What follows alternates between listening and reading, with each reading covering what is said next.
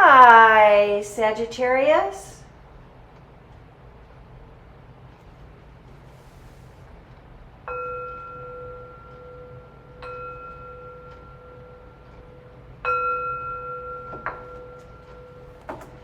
This is a general reading for the sign of Sagittarius. If you have Sagittarius anywhere in your birth chart, this is your reading. It is a general reading, so take what resonates and leave the rest. You know what is for you and what is not for you. Thank you, Spirit. Messages for the sign of Sagittarius. What is it that you would like Sagittarius to know or to be aware of during this reading? Thank you, Spirit. Message I love when that High Priestess card does show up quite a bit for the sign of Sagittarius. That and the Star card. Thank you, Spirit. Messages for Sagittarius. What would you like Sagittarius to know or to be aware of? Sagittarius, if this is your first time tuning in, do know that this reading, this top row here is your work life, your professional life, your public life. The second row here is your home life, your private life, your personal life, love, family, friends, home, pets sometimes will show up there in that row. And this final row is really of final thoughts, final messages, final what it is that Spirit would really like you to take away from this reading. And many times we will find that that final row does bring together your entire reading. And I love that the basis, the foundation of this reading is the Temperance card. And the Temperance card is really pulling from the spiritual, really pulling, making something from nothing, the great creation, and being really in a creative state of mind. And that is followed or driven by the Tower card. There's been a shift within you from the physical aspects of life into the spiritual aspects of life. And you are taking that spiritual to create and to manifest. I love that, Sagittarius. That is beautiful. That is a sweet spot. And let's see how that plays into the rest of your reading this week. Sagittarius, let's just make sure that all of those are really put in there. And we start off with the Page of Swords. The Page of Swords is inexperienced with words and inexperienced with action. And they're looking back over their shoulder. And that is followed by the Lover's card. And since this Lover's card is showing up here in your work life, in your career life, it's about working relationships. It's about working partnerships. And the Three of Pentacles, public speaking, making or stating your case. And the sky is the limit. The sky is the limit. The solar eclipse on April 8th will be the only full solar eclipse in 2024. And it will be in the sign of Aries, which is good news for you, Sagittarius, as it is a fellow fire sign. So there's Sagittarius, Leo, and Aries that are the fire signs. And this eclipse is going to bring additional light into your public life, into your business life, into your career. to the point where people are going to go out of their way to show you their appreciation for what it is that you can or will create, what it is that you do. And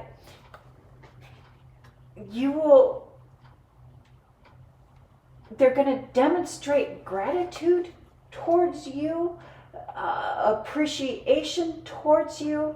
They are going to hinge, or appearingly hinge, on every word that you have to say.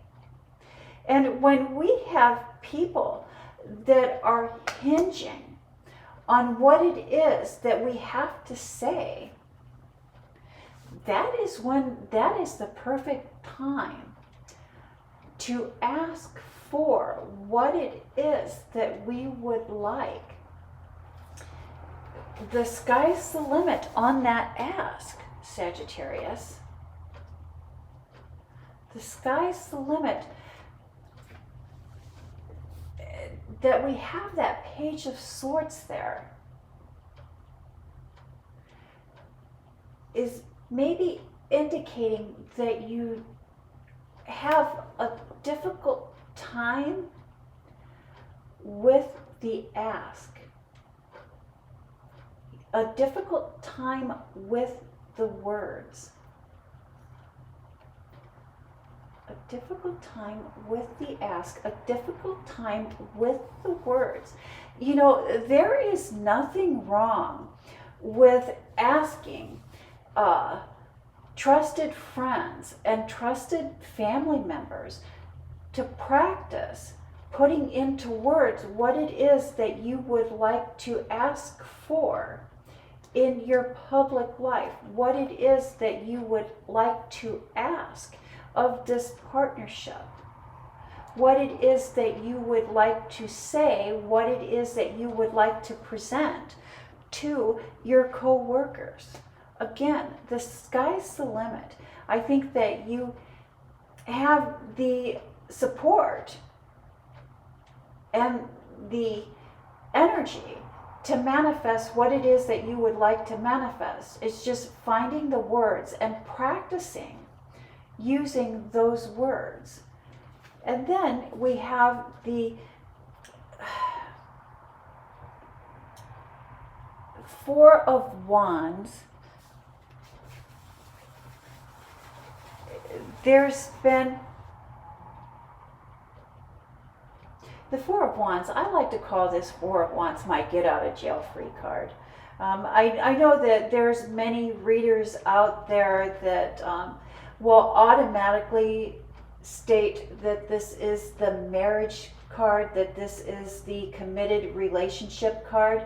But if we look closer at this card, Sagittarius, we do see a couple, and we do see the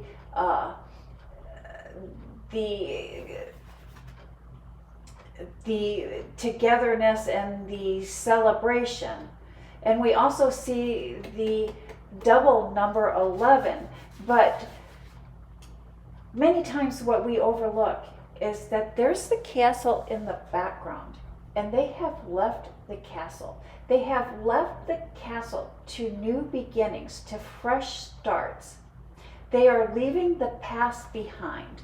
And here we see the Eight of Cups, which again confirms it's about breaking free. It's about leaving the past behind and setting out into the great unknown. And the Three of Cups, which is the celebration of the harvest, the gathering, the festivals. And then we have the Nine of Wands, which is letting us know that we've already put in the work. We've put in the work, and we have the battle scars. I think that you've been putting in a lot of work into pulling your home or your family life or pulling together a relationship. You have put in the time to pull together and putting your energy into creating what it is that you would like to create in your private life. Maybe you've been planning or are planning on a major purchase. And this major purchase is cause for celebration. This major investment in your private life is cause for celebration.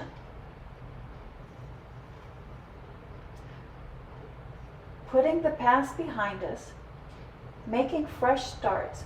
We've already put in the labor. It's time to create something from nothing. The practice of temperance, the practice of alchemy. You have pulled or are pulling your home together and creating the private life that you would like to create and celebrating that.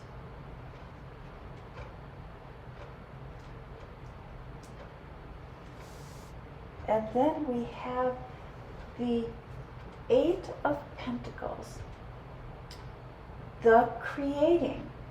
The creating not necessarily for success, or not necessarily creating for financial gain, but creating for the enjoyment of creating, enjoying the journey, enjoying the process of creating, moving on, moving forward. Maybe a little bit of hesitancy to cross a hidden barrier, a hidden emotional barrier, a hidden emotional spiritual barrier, a tender heart, a betrayal, a setback. And the Hierophant card, knowledge and wisdom. In the days leading up to and even following the solar eclipse, it is important that we practice gratitude. That when we practice gratitude, that is what spreads like wildfire. And so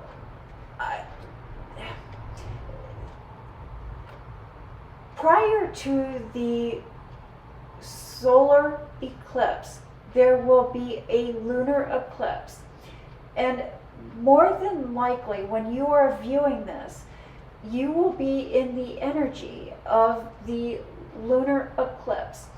The lunar eclipse shines light on parts of our shadow selves, and also shines light onto things that are hidden to us.